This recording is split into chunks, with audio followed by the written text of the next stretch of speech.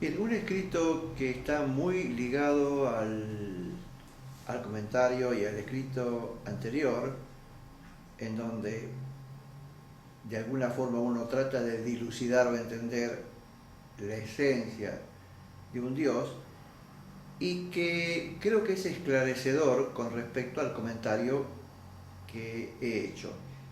Es esclarecedor porque de alguna forma creo que justifica, digamos, lo que yo he expresado. El escrito se llama Everything and Nothing, que significa todo y nada.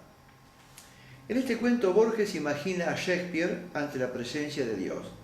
El escritor, Shakespeare, que tantos personajes ha recreado, le pregunta a su supuesto creador por su individualidad, disgregada en tantos personajes. La respuesta es tan simple como compleja, ya que quien tantos hombres ha sido no puede ser solo uno, pero la respuesta se revierte hacia Dios, quien también, como Shakespeare, es en general todo y nada. En particular, todos los hombres y ninguno.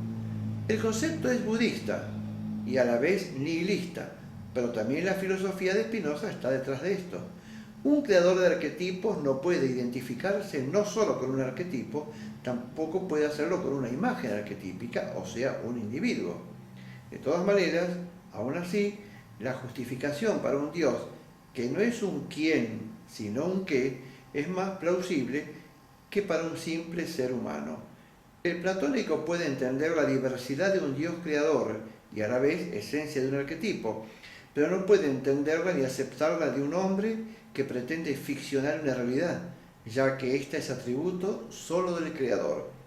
Y esta ficción, teatro, comedia y tragedia, es aceptada por el nominalismo aristotélico, quien puede representar algo, imaginar una realidad y contarla de determinada manera.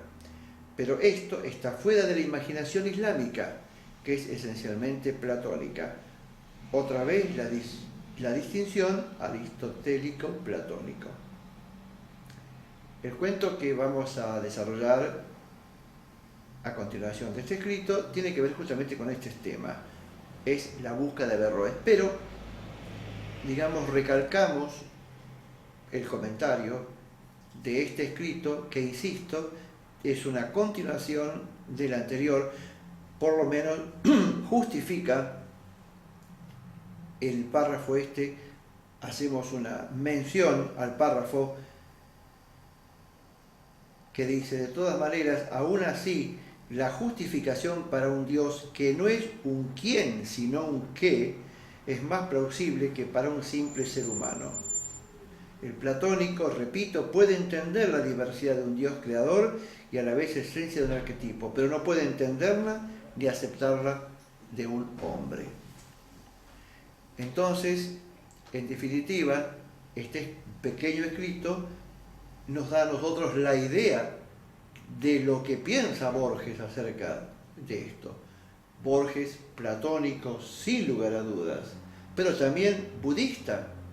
Es una extraña conjunción la forma de pensar de Borges, la forma de escribir, la forma de entender la realidad. Es una extraña conjunción entre el pensamiento de Spinoza, el pensamiento de Platón y también el pensamiento de Jung, entrando en los arquetipos, y digamos lo que tiene que ver también con el budismo. O sea, lo platónico, el budismo, Spinoza, todo pareciera que en Borges tuviera que ver con una idea que tomara de alguna forma elementos de estos tres, digamos, formantes del concepto de Dios, que repito fueron Platón,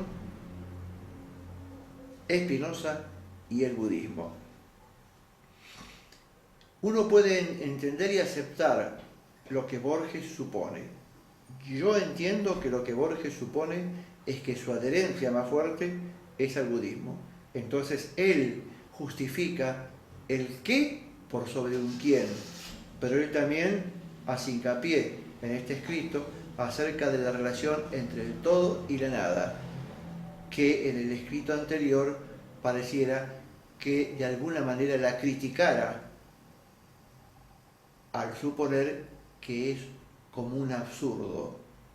Está claro que suponer que la nada es todo y que todo es nada es una especie de paradoja, es una especie de absurdo lógico.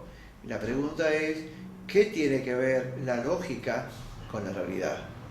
La respuesta, se me ocurre a mí, la está dando cada vez más la ciencia, fundamentalmente la mecánica cuántica. Es decir, nuestra lógica es muy poderosa y muy fuerte para nuestra ciencia, pero nada más que para eso. Cuando el hombre se mete, se inmiscuye en la realidad y trata de justificar la realidad a través de esta lógica, el hombre tropieza. La lógica se quiebra. ¿Por qué? Porque la razón sola no es suficiente para explicar lo misterioso, lo extraño que resulta nuestro quehacer.